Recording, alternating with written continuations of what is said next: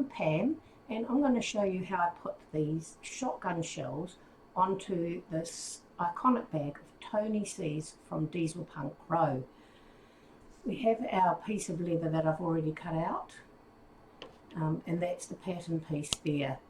So you've got to make sure that that hole there is nice and fitting for the cartridge case that you're using.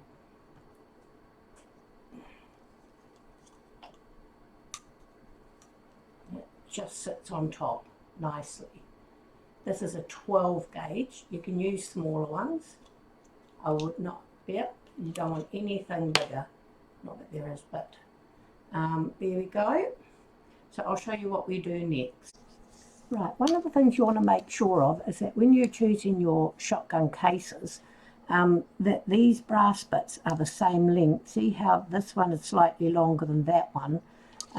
Even on my bag, the front two are short, and the back two are longer. I didn't have four for the front that were the same depth, so I put the long ones on the back and the short ones on the front, and I even used different ones on the bottom because I didn't have all the same.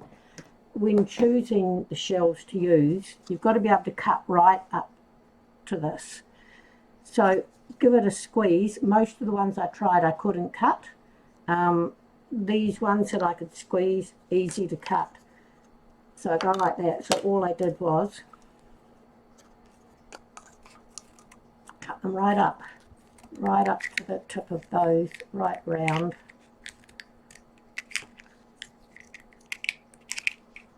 So not all shotgun shells will work. Well, unless of course you've got another way of cutting them down to this area here. I just didn't have any other tools, so anything else would probably work.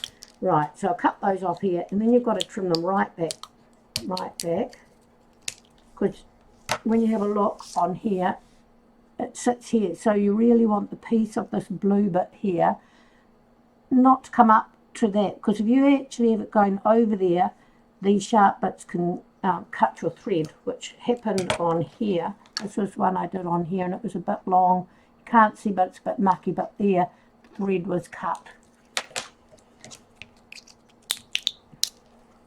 Trim it round, right round. Excuse my voice. I know I have a bit of a scratchy old voice. And then I just did a few more of these to make so that they spread nicely.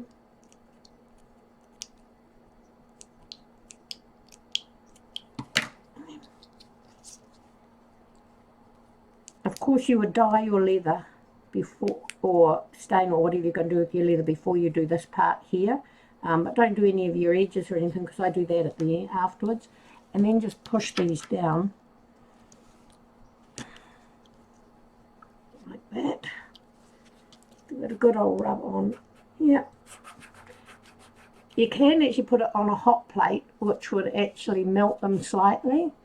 Put that down there. See, that sits like that now. Now you could use around here, put in there some what's it called, permanent double-sided tape. I used glue, but I found the glue came through the holes, which was fine because I was getting a burnt look. So I just burnt the glue off that came through the holes. But so be careful if you're gluing. See, I can still see when those turn over, they're touching the holes. So I'm just trimming them so I can see that none of them are touching the holes.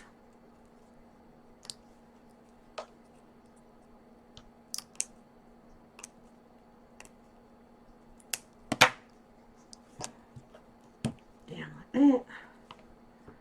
There we go. So all I did was I put glue around there. But next time I would actually use permanent double-sided tape on that, push it down, then I'd bring that over.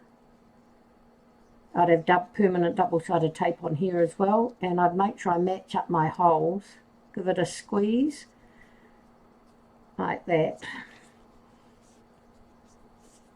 And then it just goes down. Now, glue, of course, makes it sit better. And then I used a bit when I did the glue, I put a bit of felt over here, and then I put these clamps. I'll just grab them.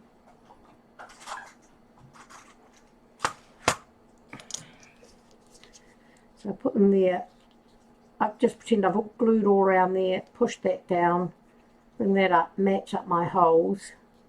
I just, rather than having these damage the leather, I put a bit of felt over there, and then went like that, and all the way around.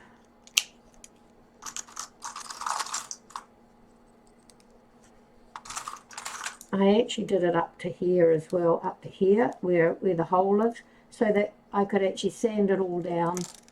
So all my edges were done nicely. Once it was dried, I took them off, of course, then I sanded it down all around, and